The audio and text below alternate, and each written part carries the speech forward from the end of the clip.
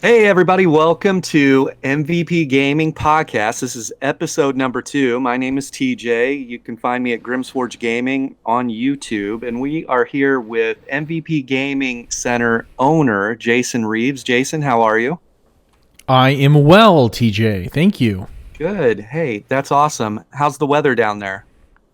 It's been cold, but not too bitter. Next week it's going to be warm, so I'm looking forward to that. Yeah, it was so cold here that our parking brake froze this morning. So, Oh my goodness. why do we have to live somewhere where the weather hurts our face? I want to get out of here. So, Thankfully, the Midwest you have all seasons, so it's something. If it's too cold today, just wait till tomorrow. yeah, this is true. Yeah, it'll be like 80 tomorrow or something. So, Pretty much. so tell us about MVP Gaming. What exactly is MVP Gaming? Well, do you remember in the 90s bringing your PC over to your friend's house so you and your buddies could network and play like Diablo or Quake together? Yeah, the LAN parties and or whatever anybody wanted to call them. Yep. Yeah, I remember that vividly. And for me, those all night at home LAN parties were like the mecca of gaming growing up. In fact, I remember my very first add in video card, which was the Voodoo 2 by 3DFX, which I bought because it was a requirement to play Final Fantasy VII. Fantasy RPGs were and still are my favorite type of video game. Fast forward to today, and that same mecca of LAN gaming is what MVP Gaming Center is all about. We are a fantasy themed esports center built like a tavern you might find in Dungeons and Dragons, with a mix of medieval and modern, with like a fireplace, stone like walls, wooden floors, and other fantasy memorabilia. That sounds awesome. Where do I sign up for this? Well, we're in a funding stage right now. We're not open yet. We're hoping to open spring, summer of 2023. And right now we're looking for investors and people to help make MVP possible. That's awesome. That's awesome. Where would they contact you at? They can visit us on our website at www.mvpgaming.center. That's awesome. So tell us about MVP Gaming, the podcast. What are you hoping to do with the podcast and what's your vision with this? Our goal is to build and foster fellowship and friendship in the gaming community. Gaming is made up of hundreds of millions of unique individuals, meshed together with our shared passion, which provides countless opportunities to build, promote, and help one another. And it's those bonds, from reaching out to someone on Discord who is struggling with life, to collaborating in game to raise money to help a friend with a tragic loss, to just logging in and being greeted with a hello. Fellowship and friendship and belonging is what gaming is all about. We are here today with Devildodger, and Devildodger is a World of Warcraft player. And Devildodger, how are you?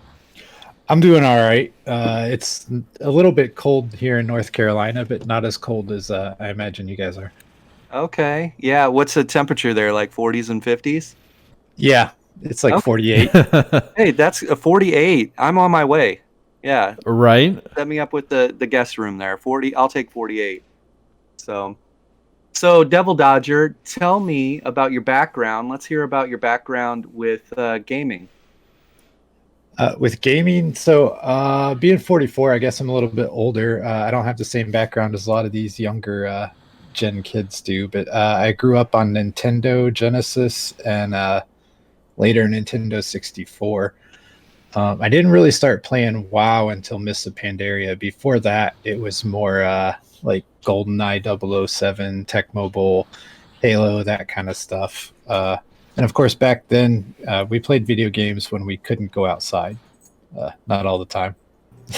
Yes, you were speaking my language, all of those games, because I'm 45 years old. And Jason, how old are you?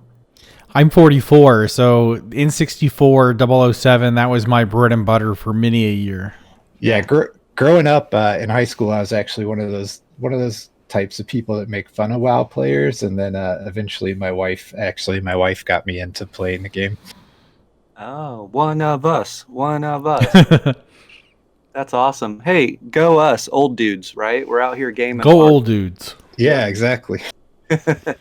So Tell us about World of Warcraft. Do you PvP in it? Do you PvE? Are you involved with guilds in that? Like, give us a background of your World of Warcraft experience. Sounds like your wife got you involved with it.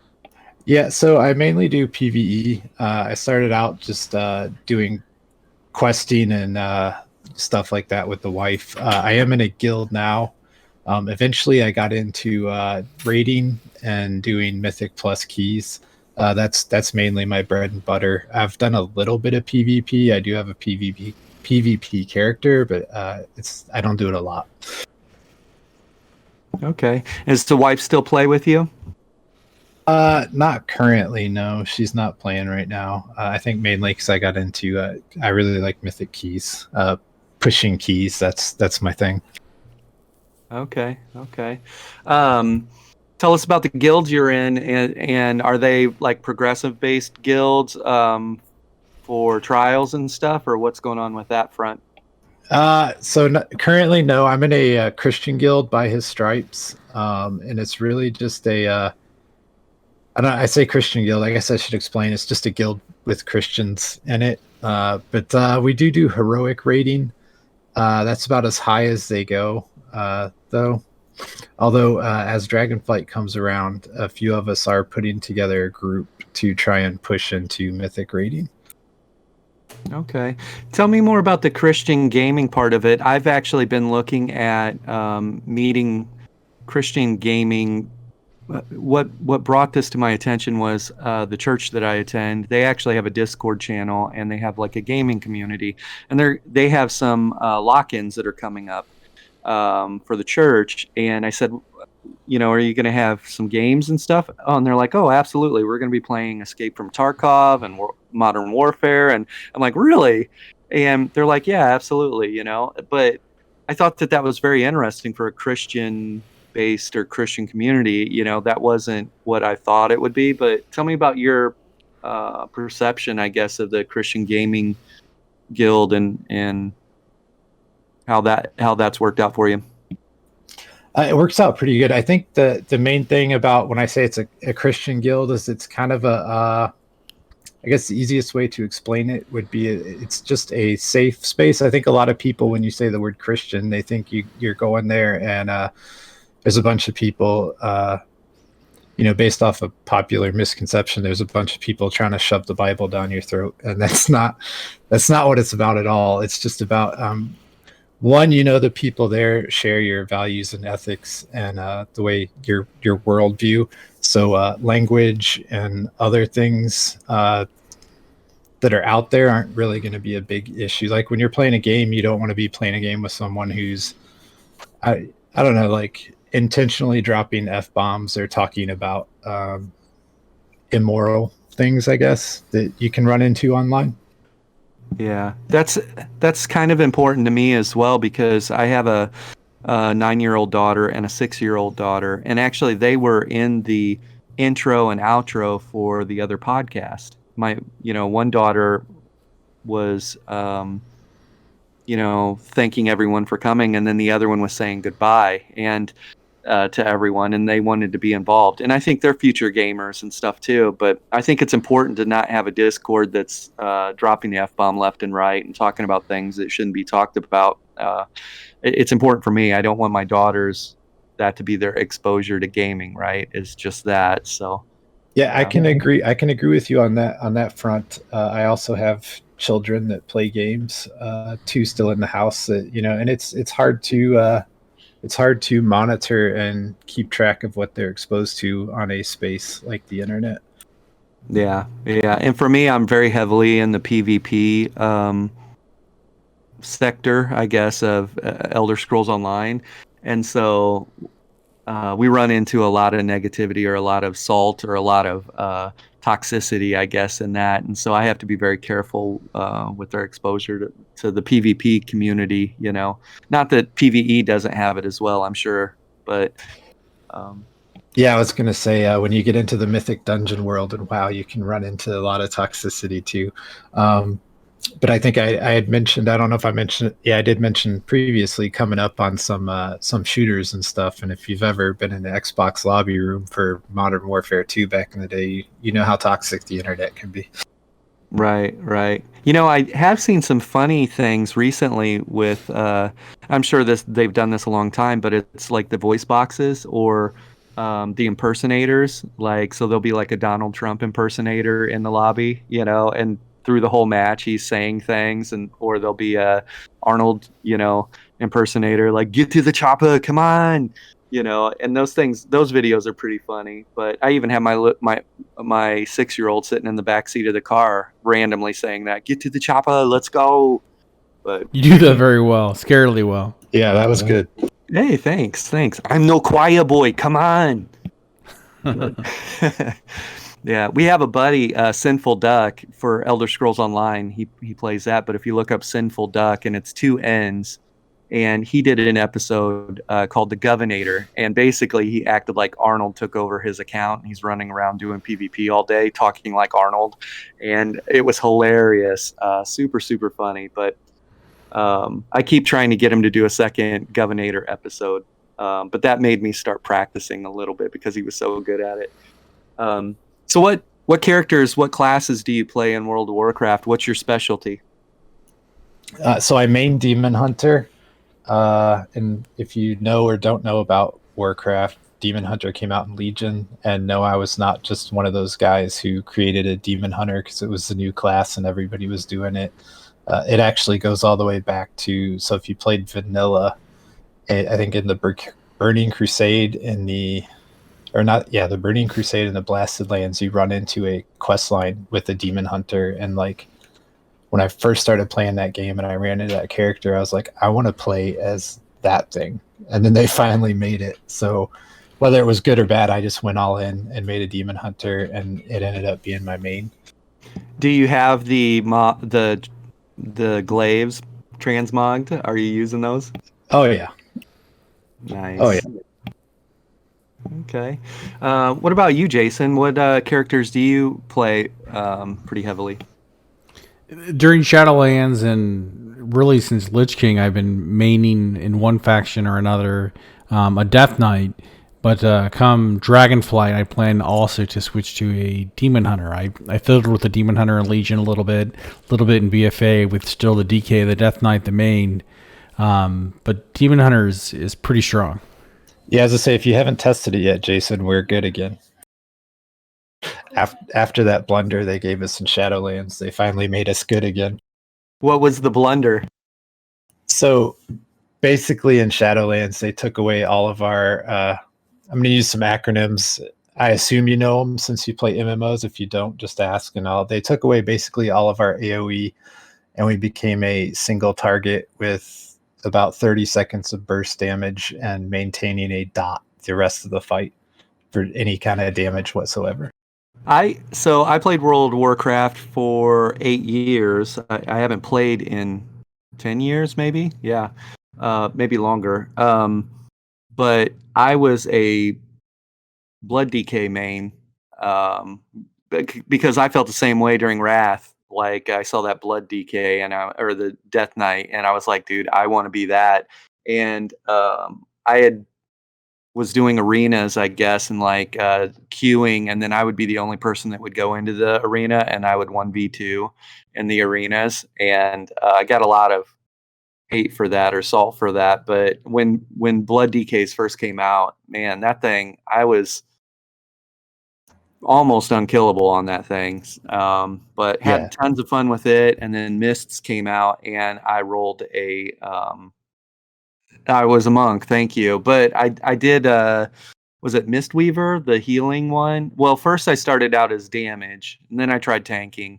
And then I was like, I'm gonna try the healer, and I love the healer. And then I was doing like the battlegrounds and stuff as the healer, and virtually unkillable with it. And so then I was just running around as Mistweaver, I guess. So, but a lot of fun. I haven't played in a long time, and I actually got the game reinstalled and got my characters all lined back up. I haven't logged into them to see where we're at. It looks like the skill tree lines are completely different. It's the whole new world. Like 10 years is a long time. So we'll see what happens. Dragonflight's here. Have you played around much with the Evoker class yet? I made one. I got out of the starting zone. I've done a couple dungeons with it. I mean, it's a good class. The play style really wasn't for me. Uh, I'm not a big fan of it. It's a little but of course, after playing a demon hunter for so long, everything seems kind of slow. It's just a little slow. And I think WoW, one area they messed up is they gave the new dragons, the Drakthir, two spells that you can hold the button to charge. However, currently the way the class plays, you're only going to charge it fully if you have 8 or more targets. Any other time, you're just going to insta-cast it. So I don't know. It doesn't seem to be used that much, or a productive use of development time, I guess. I heard they were going to be putting some of those charge abilities, they're going to roll that over into some of the melee classes. I don't know if that's accurate or not, but I heard somebody talking about they were going to roll some of those charge abilities in some of the other classes. I haven't heard anything like that, but I wouldn't be surprised if they did it. I think it'll take some time, though. They've still got a lot of bugs to work out at Dragonflight as it is now. Yeah. Do you think Dragonflight will sink or swim? I think it's going to be a good expansion. I think it's going to be a great expansion. I like the new talent system. It kind of takes it back to the old days. It makes you think. It also means you can. It's good. There's definitely going to be a skill differentiation, as you can definitely build your class wrong and do nothing, or you can build it right and do everything. It kind of harkens back to the classic days. But yeah, I think it's going to be a good expansion. What about you, Jason? How do you feel about the new talent trees and the UI elements in Dragonflight? I'm actually a bigger fan of the UI changes than I am the talent trees. The talent trees are exciting. I love the customization, the choice. I was messing around with some cookie cutters from like Method, its website, some other ones from Icy Veins. And then I was like with the Demon Hunter in particular, I was kind of doing my own thing. And I was having a lot more fun. And they fixed the class as well, but I was having a lot of fun playing the class, playing with my tweaks versus just this is the build that you do to do this content and this is your only choice, because it does harken back where you have a lot more elements available where you can pick at your whim. But I'm more excited about the UI. I've always been big on tweaking my UI with different add-ons, and now I can eliminate a lot of those add-ons, free up some memory, and just tweak my user interface exactly how I want it. And for me, my ability to play is almost contingent upon certain elements of the game being in positions where I can quickly access them visually. So that's my favorite thing so far about Dragonflight. Yeah. Do you guys, for your classes, so Demon Hunter, do you have any class tips, like things that would help me out both on the PvE side and the PvP side for Demon Hunter? So Demon Hunter is actually, a lot of people use it in PvP. I like it in PvE. The biggest thing is just, the biggest tip is stay moving and stay casting. The big thing about Demon Hunter is quick. It has a lot of ways to avoid damage, and it also has some pretty big cooldowns that if you line them up, especially in PvP, you can destroy somebody in a matter of seconds if you line up all your cooldowns together very quickly. That sounds fun. Sign me up for that. I want to check that out. I'm all about speed. Speed's one of the best damage mitigation tools in PvP. So. Oh yeah. Yeah. What about you, Jason? For your main, what's a class tip for PvE side and PvP side? Don't go cookie cutter. I agree what David said about you can build it wrong and do it wrong, or build it right and you can have unlimited possibilities. I really hope that even though particular content or one particular dungeon might have a best build out, I think that there will be opportunities for skill to come into greater play. And so just have fun, do what you like, do what you love. I can agree with that. If I can add on real quick, I can totally agree with that. I think I see where a lot of people can go wrong because with the new talent system, you can just import someone else's build. Whereas I didn't do that. I looked at other people's builds, but when I was going through, I actually read the talents to see what they were doing and why people were picking them and how they synergized with each other or other things in the build or how they didn't synergize. I think I agree with the don't go cookie cutter. I like that a lot. I run into that a lot in Elder Scrolls Online when I'm training PvPers. So they'll pull up a video online and they'll just make the gear set that the people are wearing and they'll just use the abilities the people are wearing, but there was like no maturation process. Like there's a reason that person is good with those skills and with that armor set and stuff, and it's because they understand all that stuff. Like they read all the abilities and they understand how everything synergizes for their play style. And you are a different person. You're going to have your own play style, and maybe you rely a lot more on speed and damage. You don't need to invest into damage mitigation as much as you do speed, and then you can lean more into offense. And so I run into that a lot. A lot of people are just like, I copied this build and I use these abilities and I'm still not good. And it's like, there's a lot more to it than that. So Yeah, exactly. Like for example, with Demon Hunter, there's some abilities. If you're using I'm using the throw a throw glaive build right now, where you have to one of the things you have to understand is one, your glaive's putting a dot on. Two, if you pop Immo Aura before you throw the glaive, then it's doing more damage. And also, if you use I Beam after glaive, I Beam does more damage. But if you don't know what order to do it in, then none of that's going to matter. right, you start skill stacking or stacking the damage through proper rotation. So yeah, it's super important. So World of Warcraft, played it for quite a while. What other games have you been looking at? I definitely want to try. Someone mentioned Ashes of Creation earlier. I'm definitely looking forward to trying that. I know it's still a few years out, but the Riot MMO, I want to try that. I have tried ESO. It was good. It wasn't World of Warcraft, but it was good. I've tried Final Fantasy 14. It's a good game if you like watching an hour of story and playing for 10 or 20 minutes, killing things in between an hour of story.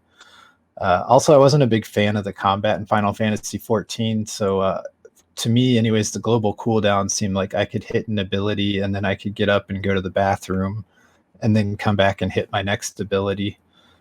And I've played Star Wars The Old Republic. I actually enjoy that one. That one's pretty decent, but I enjoy that more just because I'm a fan of the story.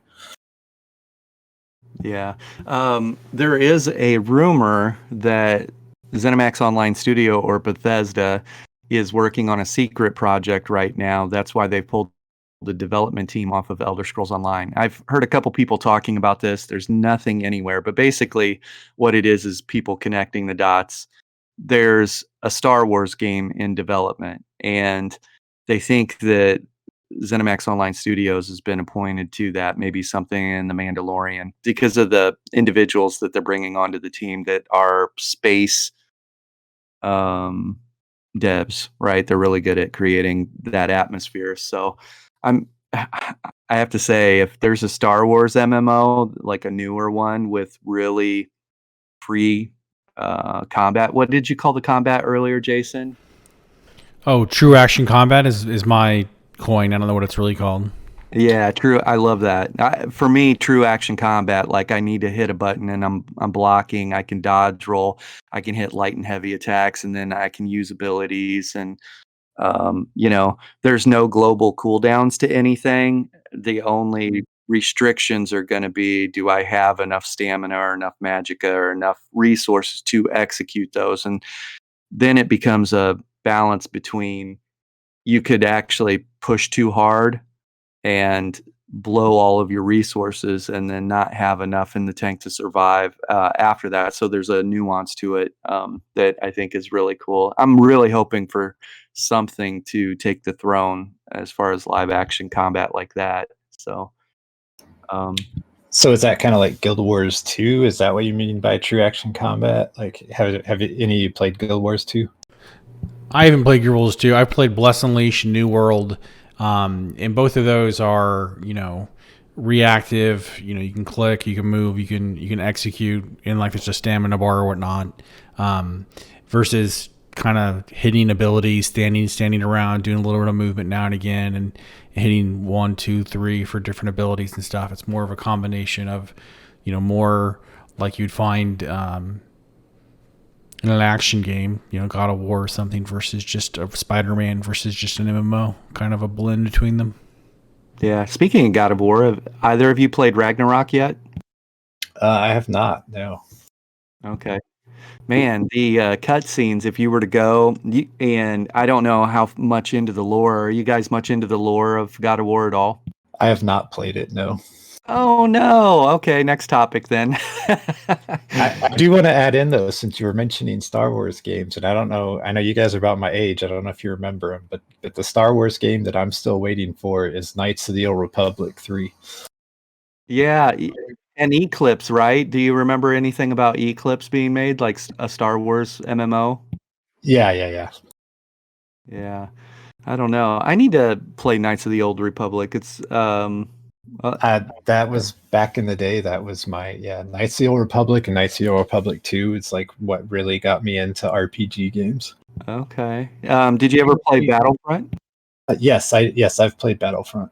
Did you ever play Fallout, the original Fallout? Like for me, that was my first RPG was actually Dragon Warrior on the NES, but on the PC, my favorite RPG for the longest time was the original Fallout, for the simple reason that you had morality choices that you could execute in game, which no other game let you do before then. I played Fallout 3 New Vegas, but I will say I that's what I liked about Knights of the Old Republic and Mass Effect and Dragon Age is they probably got that from the original Fallout, but they all had that type of mechanic in the game where your choices made a difference. Dragon Age.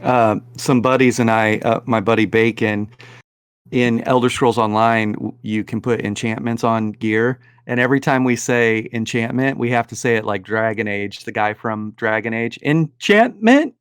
Yeah. You know who I'm talking about, right? So Yep. he said Bacon says it perfectly, just like that. Enchantment, just like that guy. And hopefully some people out there are laughing because they go, oh, I remember that guy. But Yep, yeah. I know exactly what you're talking about. So PC wise, do you have a beast of a PC, or what are you running right now for your gaming?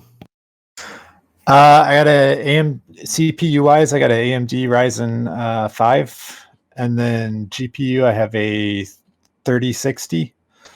Okay, how about you, Jason? What are you running? I don't think we talked about that in episode 1. I'm running an i5 10th gen, but I have 64 gigabytes of RAM, just DDR4 3200, and an old school 1080 Ti back from 2017.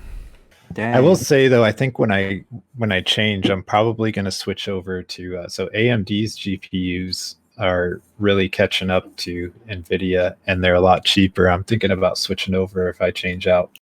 I'm 100% buying one of the 7900s. I don't know if I'm going to buy the 1000 or the 900. The price difference is so minuscule at that point, but I really, really, really want one of the new ones. Yeah.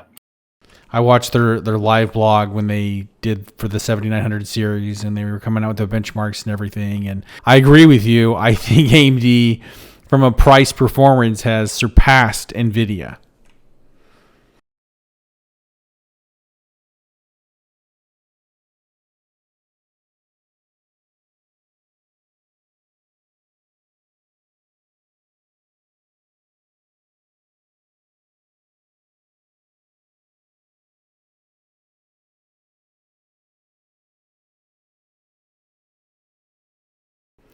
Because it's cheaper than a 4080, which, I think the 4090 Ti or whatever is out has like a 384 bit bus or whatever, and the 480 12 gigabyte, because they had the one that they nerfed and they got rid of, has like a 256 versus the AMD, and I'm probably wrong on these numbers, I apologize, but the AMD has the 384 or whatever. So you're getting a higher bus bandwidth. So even though it's cheaper, the 7090 XTX or 7900 XTX is cheaper than the 4080.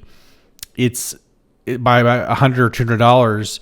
It is equivalent in performance, if not better, depending on the game you play. Because of that, and it's just a better value overall. I'm going to have to get you guys to send me the specs to build out a PC. I don't know anything about my PC. I know I have a 2 terabyte external hard drive that I keep my videos on, and I know that if I keep sliding food in the vent, the gerbils keep running on the wheel. Well, that's good. Yeah. So it's still working, and that's good. But so Jason and I, not too long ago, we went to Landfest, I think it was, wasn't it, Jason? Correct, in St. Louis? Yeah, Landfest in St. Louis. That's the first time I've actually been to an event like that. It was very cool, very informative. Got to meet a lot of awesome people. Have you, Devildodger, have you been to any LAN parties, I guess, or organized any of those events or been to anything like that?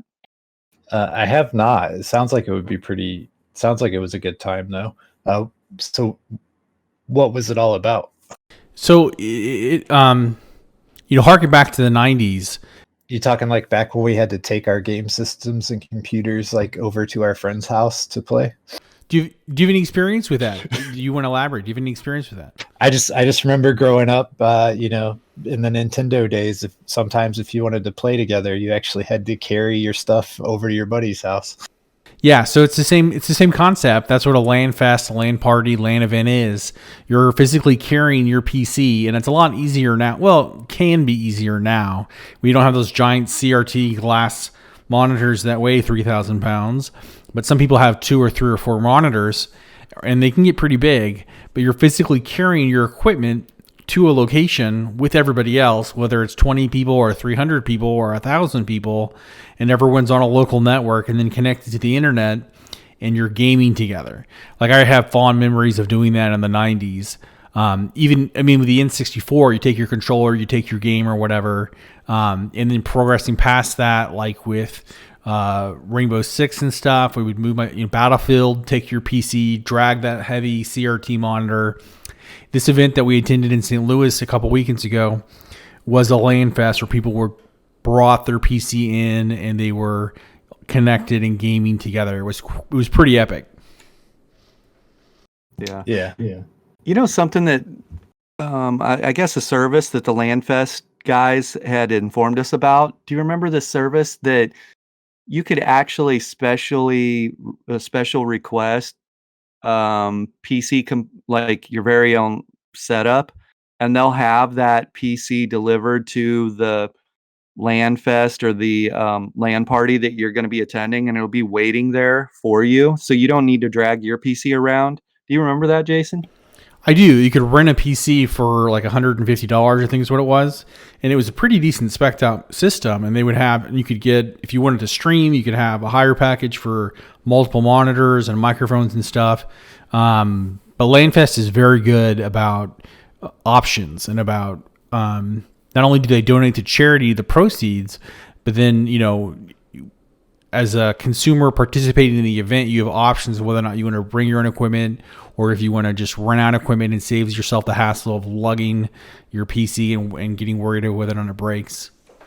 So I guess going back to World of Warcraft, Devildodger, do you have, I can recall probably a handful of times where there's this epic moment where everyone wiped and it's just that moment. This is your moment, right? Where you save the raid or you save the trial or you save the dungeon or you do you have any stories or any moments like that or any outings that you could recall? So our first, actually this last raid, Sepulchre of the First One's our first heroic kill on I can't pronounce his name. Desagni, I think was his name. He's a boss in the raid. Our first heroic kill on him. We had the boss down to, I was tanking the fight. We had the boss down to 5 5%, and everyone wiped except for me and the other tank, and we managed to whittle them down past that last 5%, and win the fight. How about you, Jason? Do you have any moments like that where you were like, "Oh my gosh, that was my chance. That was my moment right there"? Well, maining a DK tank, I've had a lot of times where everybody's wiped but me. I remember doing like a 16 key one time with a healer, and there were over 100 deaths, none of which were mine. So there were multiple instances where I was alone, just whittling away, waiting for people to come back, so then that way I could continue the dungeon. I never died once. But my favorite story was during Lich King live back in the day on Putricide, and our healer, our main healer, we had two healers. Our main healer had a pizza delivery guy ring his doorbell, and he said, "Pizza's here, handle it." And we're like, "What? Did he just say pizza guy? What's going on?" And we realized our healer was gone, and we were about to down the boss, and then we wiped because one of the two healers was AFK. And so he came back, and for years afterwards, we gave him a hard time, like, "Oh, pizza guy, handle it." Yeah, so that was his moment. That was no his one will moment, ever. yeah. Yeah, he'll be forever remembered in that moment. Yeah, yeah, that's cool. So Devildodger, do you have any questions for us or any stories that you want to share about World of Warcraft or other games that you're playing? Not really playing anything else right now. I would definitely say if anybody is thinking about, because I know a lot of people over the years have, World of Warcraft's had some disappointments and people have quit. If anyone's thinking about getting back in, now's the time to do it. The story is going to be good. The gameplay, I think, is much improved with the new talent system. I think a lot of people that if they quit and come back will like the new talent system. Yeah, that's it. Really, I would just say if anyone's thinking about jumping back in, please do. And if they did want to jump back in and they were looking for a Christian group, how could they find, for those who are listening that have those values, those faith-based values or values similar to something that you would find in Christianity, where could they look in World of Warcraft to find that? So there's actually a lot of, believe it or not, there's actually quite a few Christian guilds in World of Warcraft. So other than guilds, there's these things called communities. If they were looking for that, they could look up it's the CETA Christian Warcraft Guilds community. It's a community and it has leaders and members from all of the Christian Warcraft guilds across Warcraft are in that community. That's cool. I want to get in contact with someone that's like super serious about PvP, doing arenas and stuff like that. If I had that connection and that, I guess that training getting me back in the saddle with World of Warcraft PvP, I might want to tackle that. So there are people who do PvP. There are. Yeah, that'd be fun. Jason, Devildodger gave us an awesome sales pitch to get back to WoW. What's your sales pitch to get back to WoW? You're no good. Uninstall the game. No, I'm kidding. That's toxicity. We don't need that. I apologize. That's after a bit. That's what they say after you wipe it. Yeah, after if you do a high key and you wipe, they're like uninstall the game. You're no good. Just stop playing right now. No, I'm kidding. I'm totally kidding. I agree. I want to mirror what he said, what David said. Dragonflight has a lot of potential. I was in the beta and I played up through level 65, and I'm like, I want to stop spoiling this. I want to experience it live. The cutscenes, the movies, or the little animations they've released. The new class, the talents, the UI, everything's very fresh, very exciting. If you're a believer in the A team, B team, different development teams on different expansions, this is definitely one of the good expansions. Better than Shadowlands, better than BFA. Probably, in my opinion, just from what I've seen so far, has the potential to surpass Legion as far as execution and wonderment. One thing I'll add on to that, I don't know if you've looked into it yet, Jason, but the new scaling as far as keys go, I really like that. It really gives meaning to pushing keys higher than 15 so that like doing mythic keys can be kind of equivalent to end game content. I haven't read about that. Elaborate if you could. You know how before you did a 15 and you got mythic raid level gear. So now Blizzard has scaled it more. So if you do a 15, they're basically saying that's equivalent to a heroic raid, and the best you're going to get is heroic eye level gear. Now you have to push into 16 through 20 if you want to get actual mythic level rating gear. That's great because it gives more purpose to actually doing a key higher than a 15 other than, you know, a TP to the dungeon. Yeah, especially because for some of us, like this season, the highest key I did was a 23, but like a few weeks into the season, a 15 gets to the point where like you're just walking. You know, it's like doing a normal dungeon. You're not even buffing when you go in. Like, Would you say that's because of the power creep or the implementation of new talent tree and all of that, or class power scaling? Like, why do you think there's like a 15 key and you can just walk in unbuffed and just walk through it? So it is a scaling thing, but what I was talking about is, a couple weeks into the season, once you're full BIS, once you're in your full best and slot gear, you've got your best weapons, you've got all your enchants, all that stuff. Doing a 15 becomes, I guess, just like doing a normal dungeon. If you really want to challenge yourself, you've got to push further, because basically the higher the key goes, the higher the damage output and enemy health scales. So once you get into like 20s, you can get to where it's a lot of skill based, because once you get into 20s, you can get to where like if you miss a kick on a certain spell, you're going to get one shot. Okay. So you're mega powerful right now. Good job. That's perfect. I was going to say that was so terrible. No, that's perfect. This is perfect. Okay. But you know how MMOs work. The further you grind, the better gear you get, the more the more powerful you are. It gets to the point where you look at things and they fall over. Yeah. It would be very similar in like Elder Scrolls Online, like having purple gear versus like golded gear. Like once you've upgraded your gear completely and you're running with armor sets that are super powerful, so that's why you're walking through. You're completely best in slot and completely upgraded and just beast mode activated. So I remember an animated cartoon I watched back during when Lich King was live, the first time when it was actually live, Lich King, and IO score, the eye level or whatever they called it back then, was prevalent.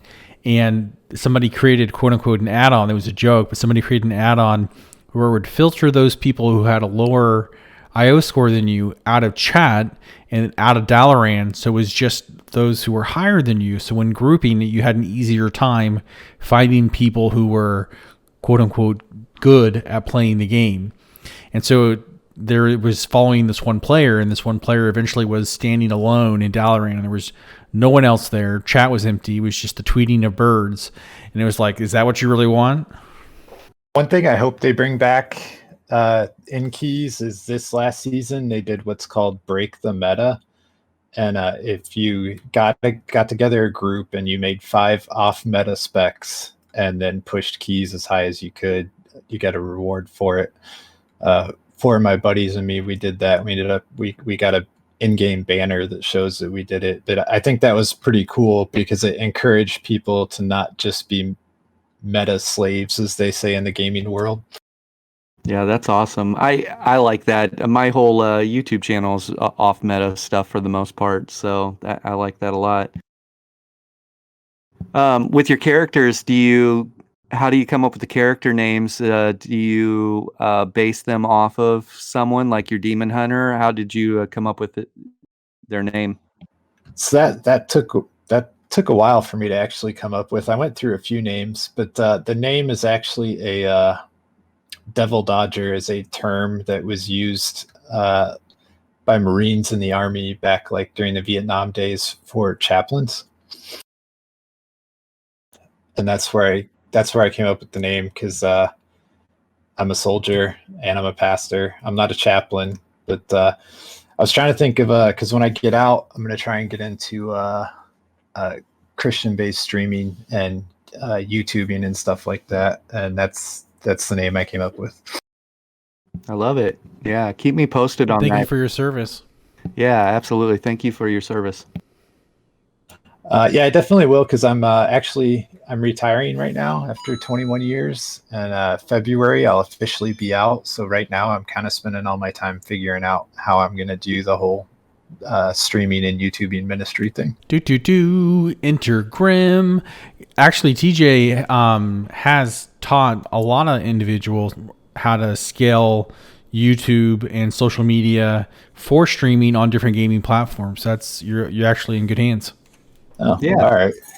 Yeah. Whenever you go to tackle that, you want to start a YouTube channel, grow and scale it, and any of that stuff, just let me know. So Okay. I'd love to All help. right.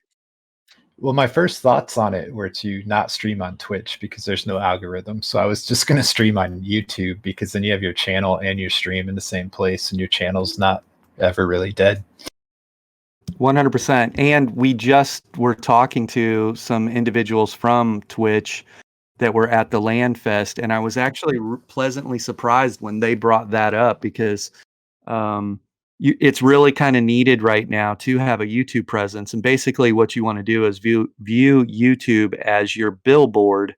It's a billboard that's working for you 24/7, even when you're not streaming, because that's the biggest problem with Twitch, right? Is when you're not streaming, you're not relevant, and they're not going to recommend you to somebody or send you, try and help grow your exposure. Whereas YouTube, if you can stream on YouTube and grow your fan base there, um, and then eventually, if you feel the need, switch over to Twitch and start streaming over there, and then you can continue to use your YouTube channel for the highlights and build videos or anything like that, evergreen content that you want to be speaking for you and driving traffic to you. That's the best way to use YouTube right now. But YouTube might overtake Twitch. Right now, it's just Twitch is synonymous with live streaming, and I think YouTube will get there. Yeah, I think my biggest complaint about Twitch is, like I mentioned, there's no algorithm, and if you're not one of the big guys, then you're at the bottom, and nobody's going all the way to the bottom to find you. Right. Yeah, you need your YouTube channel, and then does World of Warcraft have any terms of service also? Like if you jump in Zone Chat and say, "Hey, going live in 15 minutes," YouTube, and then putting your YouTube channel, do they have a terms of service thing for that? I would have to look into that. I don't know if so. I do know that in the Dungeon Finder, the looking for group for raids and dungeons, I do know that people do put their, like, if they're doing keys on stream or raids on stream, they will put the link to their channel in the description of that. I'm not sure about chat though. I would have to look into that. Yeah, so you just set up a macro then, I guess, over to the side, and for each different thing. While you're running keys, you could do the same thing while you're running a dungeon, streaming this dungeon or recording this dungeon, say cheese, or something like that. But Yeah. yeah, New World has a lot of that going on too. Every time there's an outpost rush or any type of PvP, they've got people that jump in Zone Chat and just say going live in 5, if you want to join. And so that's a nice way to gain new viewership and new whatever if you're actively. I just didn't know if it was against their terms of service at all, because Elder Scrolls Online just not too long ago implemented you can't openly. They actually were going through and issuing character renames for anyone that had Twitch TV or TTV in their character name.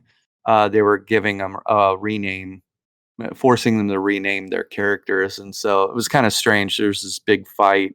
Like I'm not really sure what's going on with Elder Scrolls Online, and they're trying to get all their content creators to leave. But Yeah, it sounds like a bad.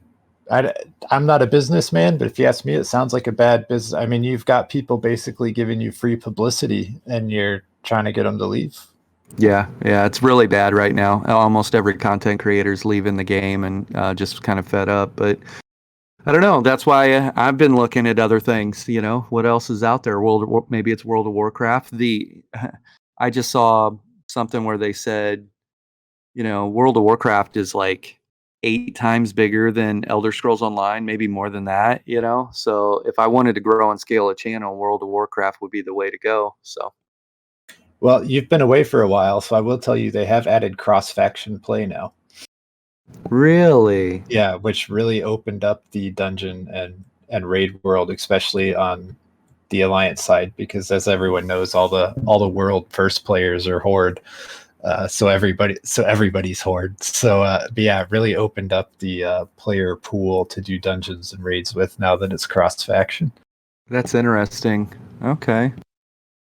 So it wouldn't matter if I went Horde or Alliance as far as PvP goes. I could still do arenas and stuff with whomever. Yep. That's awesome. Okay. Huh. Let's see. So as far as the Christian WoW community, how can we find the guild you're in? How can people find you? How can people get involved?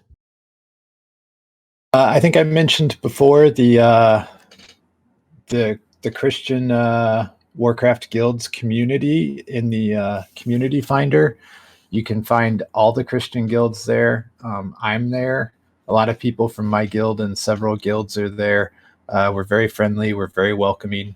And as I mentioned before, it's not preachy. It's just Christians hanging out, having a good time. And as far as me, I'm not there yet, but there will be Devildodger on YouTube, and that's where you'll be able to find me eventually. But I'm getting there. Okay. Do you have anything else? Do you have any questions for Jason and I? No, I guess I haven't seen Jason in game for a while. I'm guessing this is why you've been working on this kind of thing. I'm trying to get MVP Gaming is going to be, or is in the process of becoming, the next Dave and Buster's. We want to open LAN centers or gaming centers initially in Kansas City, where I live, and then throughout the Midwest and hopefully beyond, in the vein of a medieval tavern like you might find in World of Warcraft or Dungeons and Dragons. That's what sets us apart from a traditional LAN center or a gaming center. We also will serve drink and beverages and food and stuff. Wait, so you're in sorry to interrupt, you're in Kansas City? Correct. Okay. So actually, funny that you said that, because after I retire here in a few months, we're moving to Junction City. I don't know if you're familiar with that or not, in Kansas. That's Western Kansas, isn't it? Yeah. It's about a 2-hour drive from Kansas City. I guess I don't know where Junction City is. And is it by Wichita or Topeka or? It's in between Wichita and Kansas City. It's gotcha. Off I-35. Yeah. That's awesome. You'll be able to come to MVP Gaming. Nice. Yeah, it'll be a party, a LAN party. Huge party. It'll be literally. Yeah, I'm excited about all of this. So, Jason, what topics did we miss? So you had mentioned that you're pushing keys. So I guess your IO score, like what was the highest IO score you got during Shadowlands this last season? So I didn't do season 1. Season 2 is when I really got into it, and I got 2,000, which was the bare minimum for Keystone Master. And then season 3, I really pushed it. I got 3,500, and then this season, 2,500 was my score. All excellent scores. I really appreciate, as a Christian gamer myself, I really appreciate the fellowship and the brotherhood or sisterhood or whatever you want to call it, and being able to A, do something I enjoy as a hobby, play a video game, and B, do it in an environment that is benefiting my values and my beliefs with like-minded individuals. And I just want to attest and confirm what you said earlier as far as how the WoW Christian community is not judgmental. It's not damning towards individuals of other beliefs. We're very inclusive, very welcoming, and I've received a lot of great fellowship there, especially from you. So I just want to say thank you. Oh, you're welcome. To me, that's the best part too, is the fellowship and the environment. And the other part to me is, even the gaming world needs a little bit of, needs a little bit of Jesus. And the biggest testimony isn't, shoving it down somebody's throat. The biggest testimony of how good it can be is just by how you live your life around other people. Yeah. Jason, maybe this is foreshadowing, but maybe we're going to have a Devildodger live stream from MVP Gaming. That would be epic. Yeah, that's possible with him moving. Yeah, in Junction City. Yeah, absolutely. Especially if he's looking to grow and scale a streaming business and he's not sure what to do, you could come and take part in that. Yeah, that would be awesome. I guess I'm doing the first part kind of right now, networking. And you've already made some great contacts. That's awesome. Yep. 1% every day, right? That's all you need. 1% effort every day. Yep. All right. Well, that's all I had for everything. And if you don't have any questions for us, and Jason, if you're feeling good about everything, it was awesome meeting you, Devildodger.